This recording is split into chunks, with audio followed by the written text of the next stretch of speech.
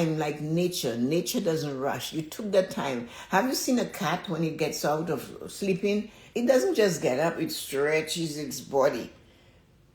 And it's the same thing. Nature is slow, and in the morning we should do it that way. So you get up, you stretch, you do those little things, and it's just keeping your body going. It's all resilience. So that when you show up for yourself.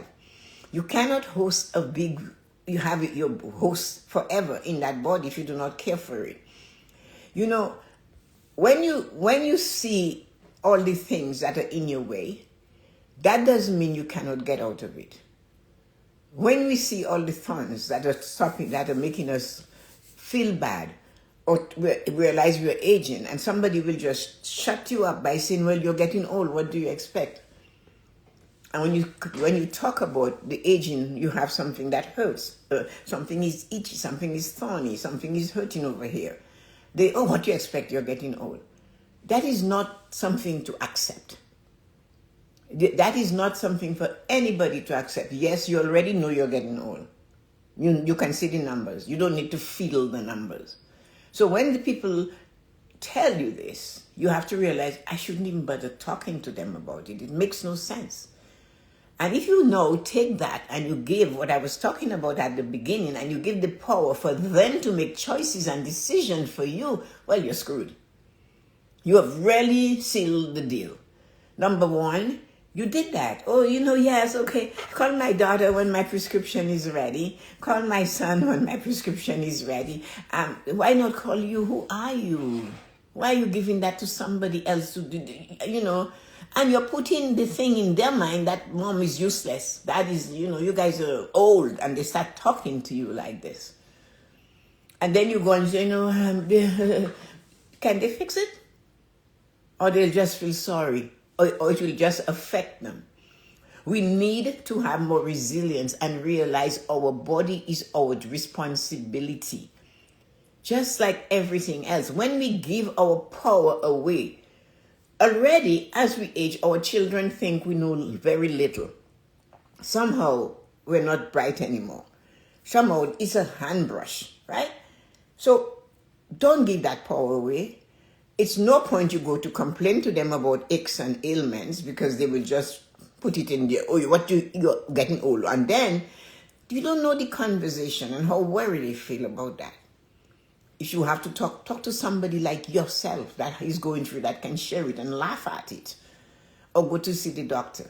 But when you give that key to controlling your life to another human being, especially your children, you are giving them a responsibility they're not responsible for. And if they don't function, it could hurt you.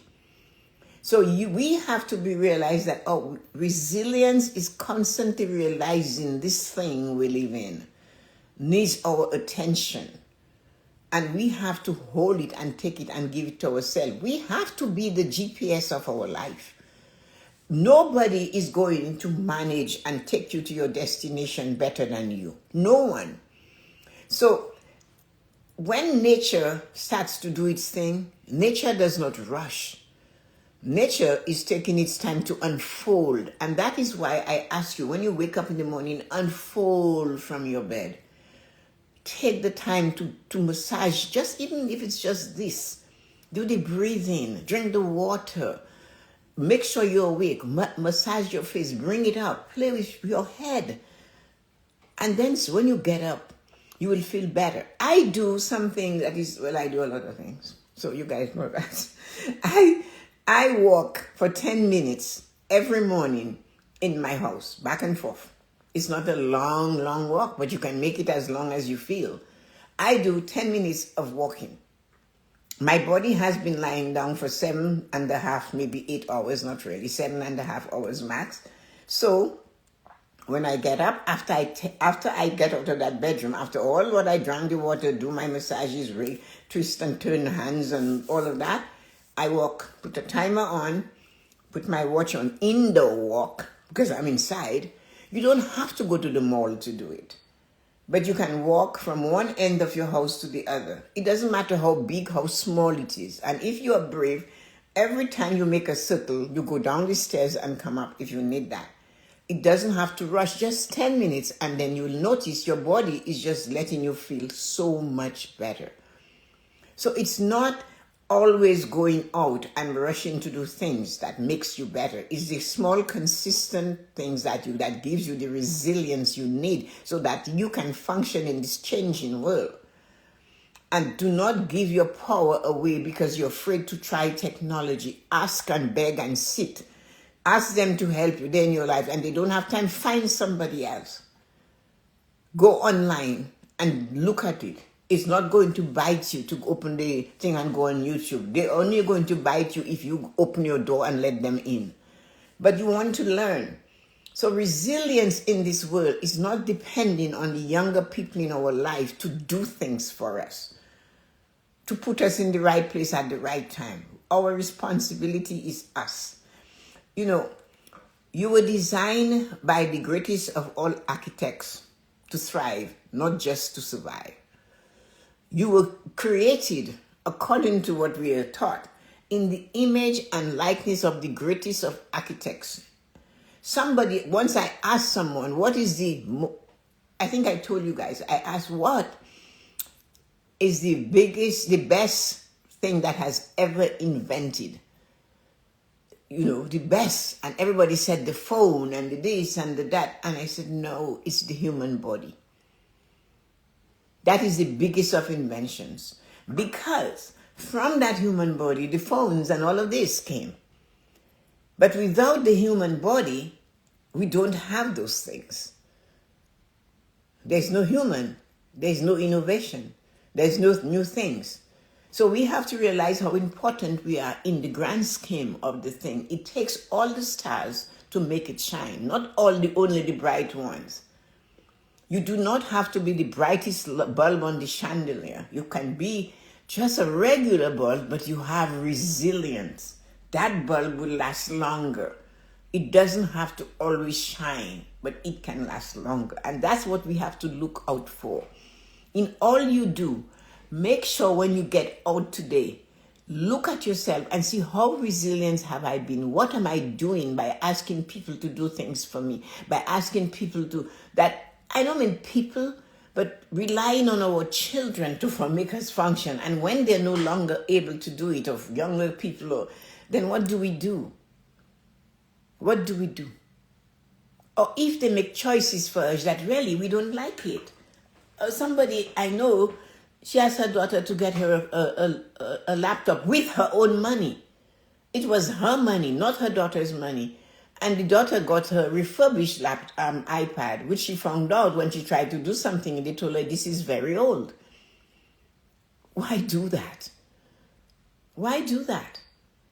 Do it yourself. Do not be afraid to step into a store and ask questions. You want a new phone? Let's go get my new phone. Tell them what you're looking for. You can ask. You don't have to do it right away. And you're smart enough that if you notice they're putting the pressure on you to do it now, you can say, no, not now. I will be back. You do not have to go back, but you can go back. So we have to realize the one thing it is, we have the freedom to choose. No matter how old or how young you are, and there's somebody that believes they're better than you. I have a scenario right now with a couple. I had to pull her forward for her to be forward, for her to be the person she was meant to be in this world. I didn't see her.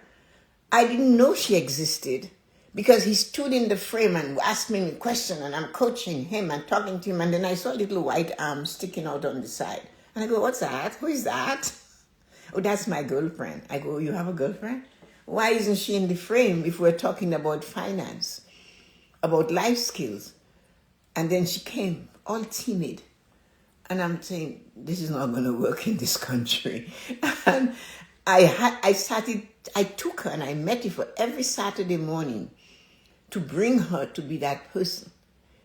But what was ingrained in her growing up in Eastern Europe was that she was going, she was subservient, or she was just really cleaning and tidying, and the husband and that's what she had, although she was educated better than him with 2 degrees.